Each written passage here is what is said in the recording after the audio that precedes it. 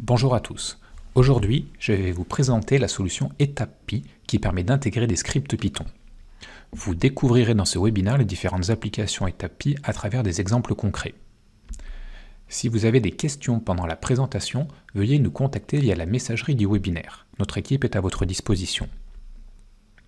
Si vous ne pouvez pas rester pendant toute la durée du webinaire ou si vous souhaitez la revoir, vous recevrez dans les 2 prochains jours un lien vers la présentation enregistrée. Toutes les personnes qui participent à la conférence en direct recevront un certificat de participation dans l'heure qui suit le webinaire. Si vous rencontrez des problèmes audio ou vidéo, actualisez votre navigateur ou quittez et rejoignez le site. Cela résout la plupart des problèmes. Nous vous recommandons également d'utiliser Google Chrome pour une meilleure visualisation. Et je vais maintenant laisser la parole à Amine, notre spécialiste Python, qui a préparé pour vous ce webinaire. Bonjour tout le monde et bienvenue dans cette vidéo. On va aborder les principales notions pour créer des scripts Python avec l'API Etap, ainsi que pour générer des rapports Excel personnalisés via la base de données Etap. Donc dans un premier lieu, on va mettre en place les prérequis pour exécuter des scripts Python et se connecter à l'API Etap, qui va vous permettre principalement d'interagir avec vos projets Etap, faire des opérations automatisées et complexes, qui peuvent être utiles pour des tâches répétitives, les grands projets ou les exigences personnalisées. Et deuxièmement, on va voir comment générer des rapports Excel personnalisés dans Etap qui répondent à vos besoins à partir des bases de données de sortie de vos études lancées. Etap est livré avec sa propre distribution Python et un package Python appelé EtapPy. Donc on retrouve principalement l'interpréteur Python qui contient les principales fonctionnalités de l'API Etap. On retrouve la partie reports, donc sans les rapports. Donc en utilisant Python, Etap produit des rapports d'études personnalisés, y compris Time Domain Load Flow, Voltage Stability, eTracks et Harmonic Read Code. On retrouve la partie API, donc c'est une API REST qui est accessible via Python, permet aux utilisateurs de commander à distance pour exécuter des études, par exemple, et à accéder aux bases de données qui en résultent. On retrouve la partie scripting. Donc la fonction de script Etap permet aux utilisateurs de modifier les scripts Python invoqués par Etap, améliorant ainsi la personnalisation et l'expérience de l'utilisateur. Donc parlons de ce que vous devez avoir en place. Dans un premier lieu, c'est un environnement de développement intégré pour Python. Donc ici, j'utilise Visual Studio Code. Donc vous pourrez utiliser un autre IDE tel que PyCharm ou Jupyter. Donc ce qu'il faut savoir, c'est avant de lancer un script, donc il faut lancer ce qu'on appelle le Data Hub. Donc ceci se fait grâce à DataX, Data Hub, puis on clique sur Start. Donc ceci va lancer cette barre, donc qui contient l'adresse de l'hôte local, donc qui va nous permettre de se connecter à l'API Etap. Donc on va sur Visual Studio Code, donc cette adresse on la met ici. Et donc avant de faire cela, donc si vous utilisez un Visual Studio Code, donc il faut que vous choisissiez votre environnement de travail. Donc ceci se fait grâce à la commande palette. Donc on clique sur View commande palette, on clique sur Ctrl Shift P. Et après on fait Python Select interpréteur et puis on choisit notre interpréteur, donc qui se retrouve principalement dans notre dossier Etap. Puis on va sur Third Party, puis Python, et puis il se retrouve ici notre interpréteur qui a un point .exe. Donc on choisit bien notre interpréteur et donc comme ça on a toutes les fonctionnalités d'Etap API. Là en l'occurrence on importe la bibliothèque Etap API, et donc qu'on va utiliser ici pour se connecter grâce à la fonction connect qui prend en argument une adresse, et voilà, qui contient l'adresse hôte locale qui est ici. Donc ceci va permettre de lancer une connexion. Sinon une autre méthode c'est de se connecter directement avec l'éditeur Python fourni par Etap. Donc on clique sur cette barre d'outils et donc ceci va automatiquement lancer le Data Hub et se connecter. Donc on trouve principalement les mêmes lignes de code. Là, on fait un ping pour s'assurer qu'on est bien connecté. Donc voilà pour cette première partie.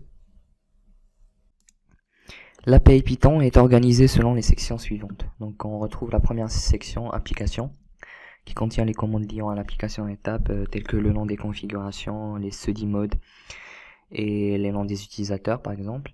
La section données du projet qui contient les commandes relatives aux données du projet telles que le nom des éléments, leurs propriétés, etc. La section scénario qui va nous permettre de créer un nouveau scénario et de l'exécuter. Et la section DNP3 qu'on va pas aborder durant cette vidéo, qui contient principalement les commandes relatives au protocole de communication DNP3. Et la dernière section études qui va nous permettre de lancer d'une façon automatique des études telles que les flux de puissance, les courts-circuits. Donc ici on va commencer avec un premier exemple sur la section de données du projet. On va essayer de modifier plusieurs propriétés de plusieurs éléments au sein d'un même composite network. Donc ici, on commence toujours par se connecter avec la méthode connect de l'étape API qui prend en argument l'adresse locale. Et on va utiliser la méthode setElementProps de la classe projectData, donc qui prennent en deux arguments. Le premier argument c'est le nom du composite network et le deuxième argument c'est une structure JavaScript donc qui contient principalement les noms des éléments et leurs propriétés qu'on veut modifier. Donc ici on va modifier donc le bus MCC1 et le bus 9. Donc on va modifier deux propriétés, donc feed names, donc c'est bien la propriété, et c'est in service, c'est-à-dire on va le mettre en service, en valeur true, et on va changer la tension nominale avec la valeur 33,33, et on va faire de même pour le bus 9. Et donc on va lancer le script avec CTRL F5. Et donc ici après la modification des éléments, donc ici on utilise un get, c'est-à-dire pour récupérer les propriétés des éléments qu'on a modifiés. Donc la méthode get elementProp, ça prend trois arguments. Ça prend le type d'éléments. Donc ici on a des bus, donc on peut avoir des câbles, des transformateurs, etc. On prend le nom du bus et la propriété. Donc là on veut récupérer la valeur de la tension nominale du bus MCC1 ainsi que pour le bus 9. Donc normalement on doit retrouver 33,33 et 3,33. Donc là on voit bien que pour le premier print, ça veut dire qu'on a bien modifié, c'est-à-dire que la méthode setElementProps a été bien exécutée, et ici on récupère la tension nominale du MCC1 et bus 9. Donc voilà pour ce premier exemple. Ensuite, on va voir comment lancer des calculs d'une façon automatique, tels que les flux de puissance, les courts-circuits. Donc ici, on va travailler avec l'exemple IEC.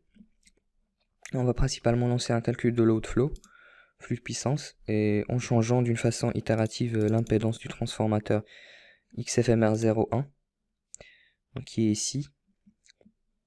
Donc il est à 7 pour l'instant. Donc on a notre fonction runLF, donc qui au début établit une connexion avec l'étape data hub. Ensuite on récupère la liste des transformateurs à 2 enroulements existants dans le projet, et puis nous lançons une boucle qui va itérer sur une plage de 5 à 7, donc c'est-à-dire il va de 5 à 6, donc voilà, donc avec un pas de 1, et ensuite donc on teste si notre transformateur est dans notre projet. Si c'est le cas, grâce à la fonction setElementProp, on va mettre à jour son impédance positive, on suppose Z. Et donc après avoir fait cela, donc on va pouvoir lancer la fonction runLF pour runLoadFlow, qui est dans la section studies. Et donc pour cela on aura besoin de plusieurs arguments qui sont le nom de la révision, la configuration, le study case, la présentation et le nom d'output report. Donc ceci on le retrouve sur étape. Donc ici on retrouve le nom d'output report. Ici le report format c'est le study case. Ici le nom de configuration. Ici la présentation et ici le le nom de révision. Donc ici aussi, donc on attribue un nom unique à l'output report à chaque sortie sur la base du numéro d'itération afin d'éviter tout chevauchement du nom de rapport. Donc ici principalement on va obtenir deux rapports. Le premier rapport il s'appelle loadflow 5 et le deuxième ça va être loadflow 6. Donc on va pouvoir lancer le calcul. CTRL F5. Donc ici on peut voir en temps réel le lancement du calcul. Donc là on voit bien qu'on a généré un premier rapport loadflow 5 et le deuxième loadflow 6. Et donc à la fin donc nous imprimons également le chemin du projet pour retrouver les rapports une fois qu'ils sont créés. Donc voilà, on retrouve dans l'exemple IEC. Et donc normalement pour vérifier qu'on a bien exécuté, donc normalement on s'est arrêté à l'itération 6. Donc, normalement on doit retrouver pour le transformateur XFMR01 son impédance est à 6. Voilà. Et donc voilà pour ce deuxième exemple. Python est un langage de script qui peut être utilisé pour générer des informations à partir d'étapes en conjonction avec la base de données du projet ou les bases de données des rapports de sortie ou une combinaison des deux. Les informations sont stockées et générées par des moteurs de calcul. Et en fait, le résultat de ces calculs est stocké dans des rapports de sortie SQLite. Et avec un script Python, on peut se connecter à ces bases de données et générer nos rapports Excel personnalisés selon nos besoins. Donc ici, nous allons commencer avec un exemple très simple pour générer un rapport Excel avec le module de calcul Time Domain Load Flow. Et je vous montre après comment vous pouvez ajouter votre propre rapport personnalisé sous étapes. Donc après, donc cette fonctionnalité n'est pas gérée par tous les modules de calcul. Donc principalement c'est juste pour le domaine Time Domain Load Flow, Grid Code, Unbalanced Load Flow Analyzer, etc. Donc après, donc je vous montre dans un deuxième exemple comment on peut facilement générer un rapport Excel personnalisé grâce juste à la base de données du projet. Donc ici on va prendre notre premier exemple. Donc TDULF test. Donc ici on commence par importer nos bibliothèques nécessaires. Ici nous utilisons SQLite 3 pour se connecter à notre base de données SQLite, la bibliothèque Pandas pour manipuler nos données, la bibliothèque 6 pour les arguments de la ligne de commande et OS pour interagir avec notre système d'exploitation. Donc il faut impérativement respecter ces arguments de ligne de commande. Donc ici dans le argument 1, donc on a notre chemin du fichier SQLite et dans le deuxième argument on a notre chemin du fichier Excel. Donc après avoir fait cela, donc on peut se connecter à notre fichier SQLite grâce à la fonction connect et puis donc on peut exécuter une requête. Donc ici moi je sélectionne un peu tous les colonnes de la table time TDTime ID. Ici ça on prend notre Time Domain Load Flow. Donc ici si on prend notre rapport SQLite par exemple qui est ici, donc moi donc ici j'extrais un peu tous ces colonnes là de la table TDTime ID. Donc après donc on exécute notre requête avec la fonction read et SQL query qui va prendre notre requête et la connexion qu'on a établie. Donc ici on va former un data frame qu'on peut facilement convertir en fichier Excel. Voilà, avec la fonction toExcel qui va prendre en argument notre fichier Excel qu'on a prédéfini. Et donc après, avec la bibliothèque OS, on peut ouvrir notre fichier Excel qu'on a généré d'une façon automatique. Donc voilà, donc là je vais vous montrer comment on peut ajouter ce fichier, ce script Python sous étape et pour générer ce rapport qu'on a implémenté. Donc ici on va sur. Donc ici, en fait, on a plusieurs chemins de script. Donc ici on retrouve par exemple dans notre dossier étape on retrouve par exemple selon les exemples, on retrouve les bases de données de rapport. Ici dans format 2200, selon le module de calcul, on trouve les fonctions principales qui sont développées pour générer les rapports Excel. Et ici dans ce chemin, on retrouve d'autres fichiers Excel avec plus d'autres fichiers Python qui servent à générer des rapports Excel, donc avec plus de détails. Donc ici on va le mettre. Donc ici on va sur le dossier étape. On va sur format 2200 et puis on va sur TDULF pour Time Domain Load Flow. Et donc ici, moi, donc j'ai choisi d'ajouter notre fichier Python. Donc il suffit juste de le glisser ici. Et donc ça va être synchronisé d'une façon automatique dans Time Domain Load Flow, Report Manager. Et donc on voit bien ici notre fichier Python qui va générer notre rapport Excel. Donc on clique sur OK. Et donc normalement ça doit générer un rapport Excel. Voilà. Qui correspond bien à nos résultats. Donc voilà pour ce premier exemple. Donc dans le deuxième exemple, on va voir comment on peut générer un rapport Excel, par exemple pour le module harmonique. Donc et après je vais vous montrer un peu comment on peut personnaliser avec la bibliothèque OpenPixel notre fichier Excel. Voilà.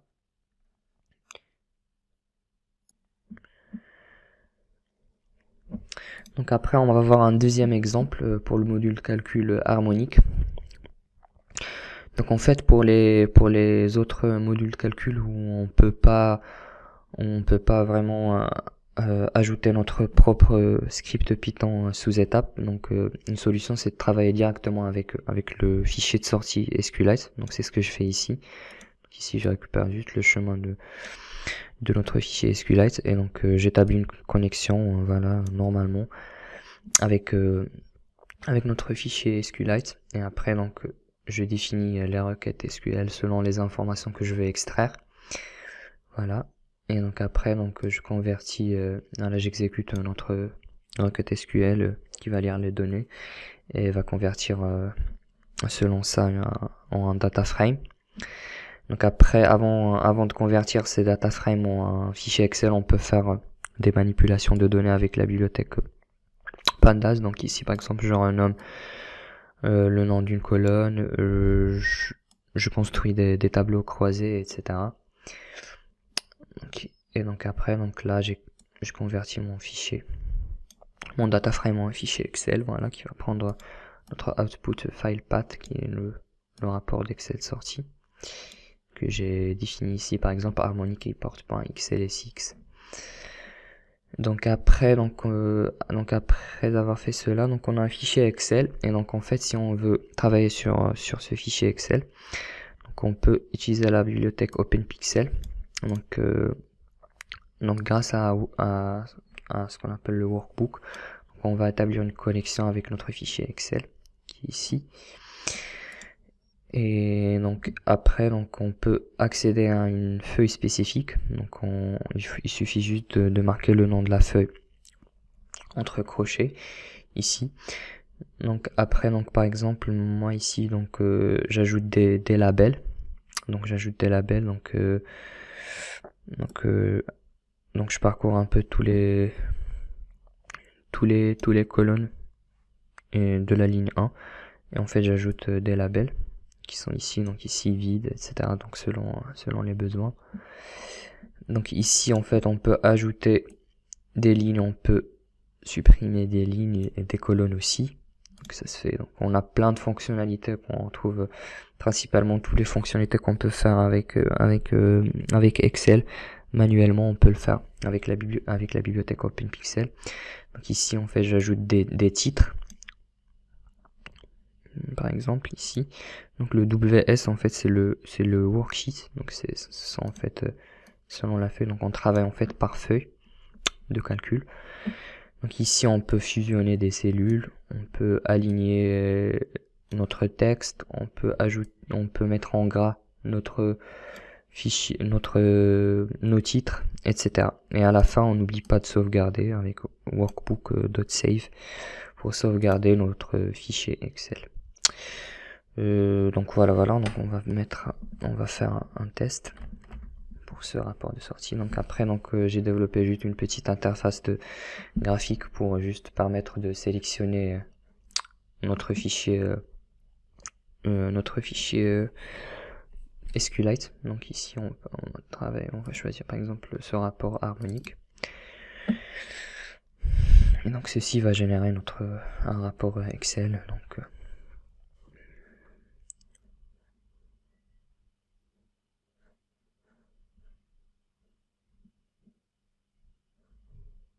Donc ici normalement notre fichier Excel il est bien généré, donc on peut le voir. Donc il est là par exemple. Et donc voilà, donc par exemple ici on obtient un rapport Excel, voilà, donc voilà, avec les tableaux croisés, les titres en gras, etc.